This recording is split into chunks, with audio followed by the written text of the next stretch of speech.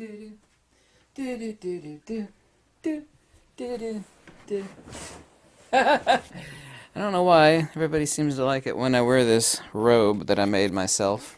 I don't know if they like it because I made it myself or because it's made out of hemp. And they're like, there's a bunch of potheads out there that are like having fantasies of smoking my robe or something.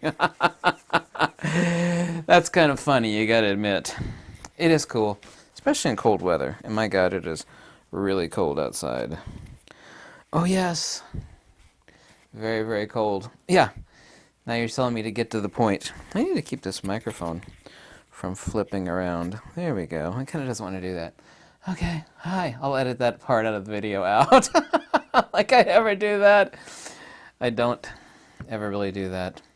The one question that always confuses me, it doesn't really confuse me. I kind of like, raise one eye and, wonder quietly to myself why people ask this question. And I always get asked the questions about color. And, so-and-so. We could actually argue who has the best straight out of camera. However, I don't know many people that really care about straight out of camera unless you're a JPEG shooter. And if you're a JPEG shooter, you're really not making a very wise decision on that front because you're just not. It's kind of like the difference between flour, for example. You could do a lot with flour. You can make cookies or bread and all sorts of stuff out of flour.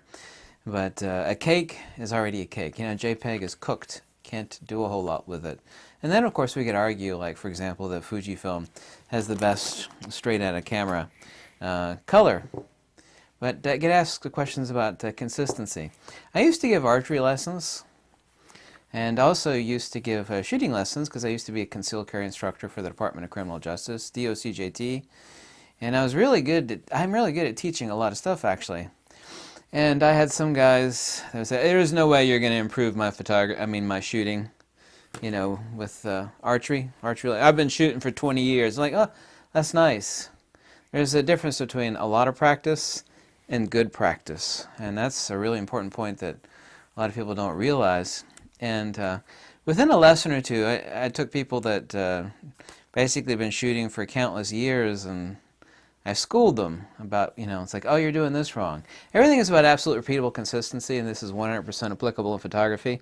Everybody keeps asking me about, oh my God, my colors are all over the place, and I have a hard time getting my skin tones right, especially for wedding photography.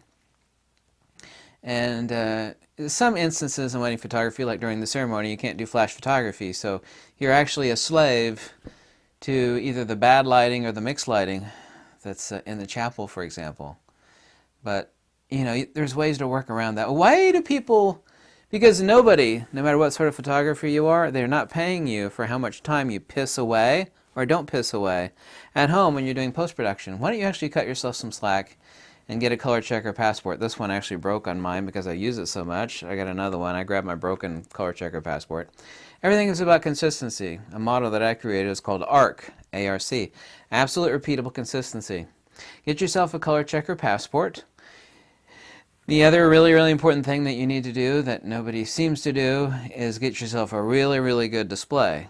And not only that, it's one that's been calibrated. And it has to be calibrated every 2 weeks at the very minimum, or at least at the very minimum every month. You're just killing yourself by not having repeatable consistency. You should be, and this is not arguable, what I'm about to say. There's not a single hardcore professional photographer on earth that will argue with me on what I'm about to say, is that you should be focusing on your composition and lighting of your shot. Not sitting there fighting, arm wrestling, to get what you want your shots to look like. Know how you make it look in post-production is your own business, but if you're fighting every shot or every 5 shots, why are you wasting your time like that? You're not getting paid for that either if it's a paid job. Why are you doing that? Oh my God, there's a commercial. Oh my God. Everything on YouTube is a commercial now. Skip ads. Case in point, right? Why are you doing that? Make your life easy. By the way, one of the primary reasons to use flash photography, and of course some instances you can't, like events and wedding ceremonies, But the reason for 99.9% of the use of flash photography, well, half of the reason is not just sensor saturation, for which is so incredibly important. You can ask people, like, why does this flash shot look so great? I mean, it looks awesome, but they can't tell you. The answer is sensor saturation. The other reason is you actually have that consistent Kelvin output from the xenon tube. Yeah? Man, it makes life so much easier. You know, you could have like the most beautiful person in the world. You'd be sitting there fighting the skin tones because, like, well, there's enough light in here. I don't need to use the flash. Why not? You know, it saturates the shot and it gives you consistency where you don't really need this when you're doing flash photography. You don't. It's still important to use, actually, because there's not a point in time unless the flash is too far away and it's the lighting ratio is really low on the flash side. We actually have to worry about bad or mixed lighting. But just the one thing none of these YouTube idiots are talking about, and they don't. You take the top 5 YouTube channels on photography, they're never talking about this. They're not. Have some repeatable consistency in what it is you do. You know, and photography is not about reality. But if you got someone's skin tones that look green and they look like an alien from Mars, people generally don't like those. Like, you know, I paid you to do this shot, but the skin tones look green.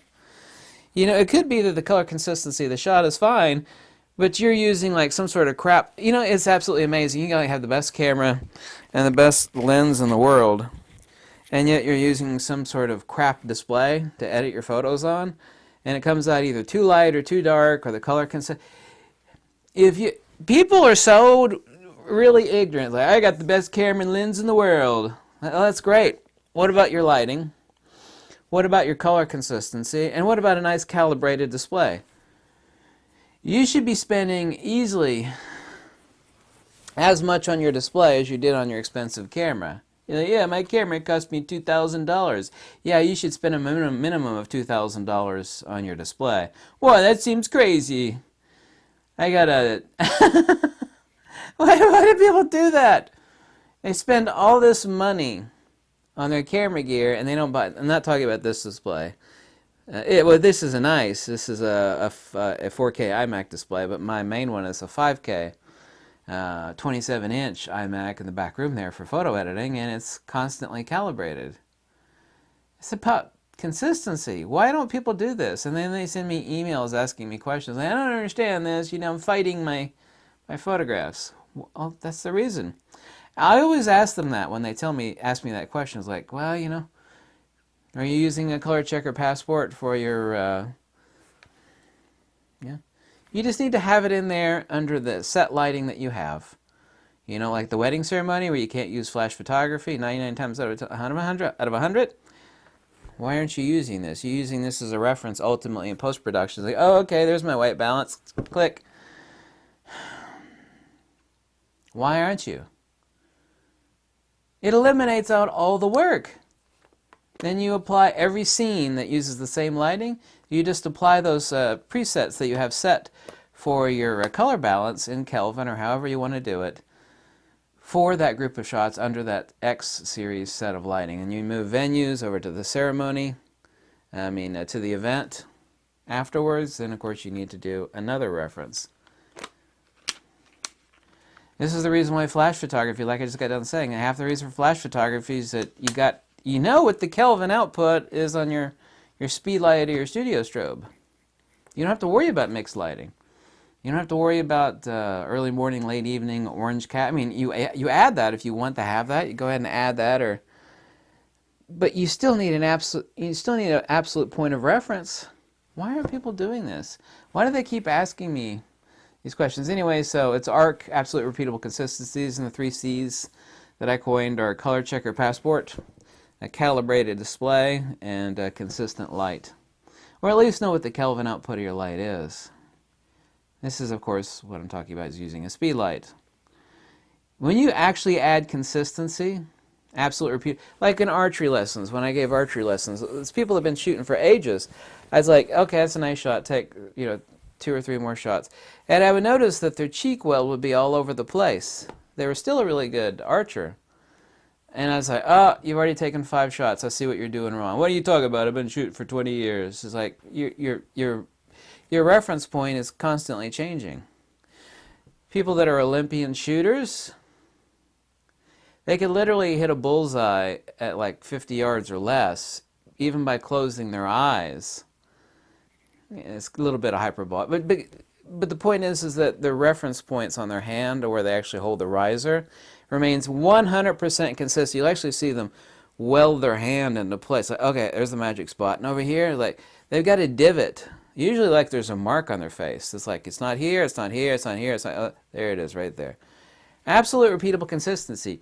And there's never been a professional archer or an Olympian shooter, for example, that's not had absolute repeatable consistency on their weld points in their hand and on their face.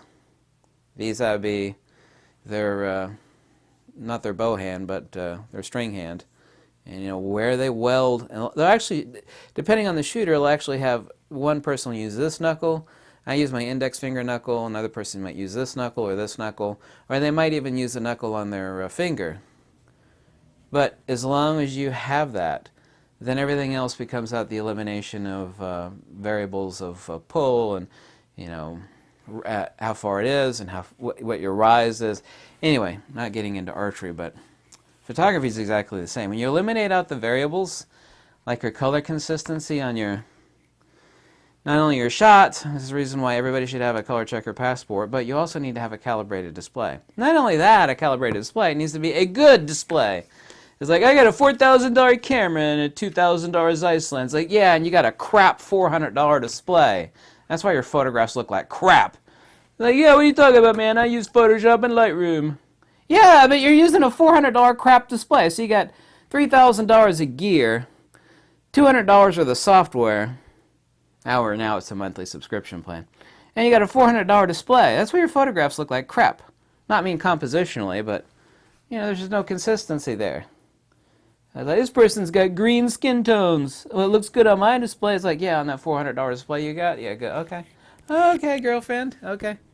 Spend all your money on your camera and lens. You didn't spend any money on your... I recall it's digital photography. Yeah. Did I make my point clear? Was it perfectly clear? I think it was. Thank you so much for watching. Bye.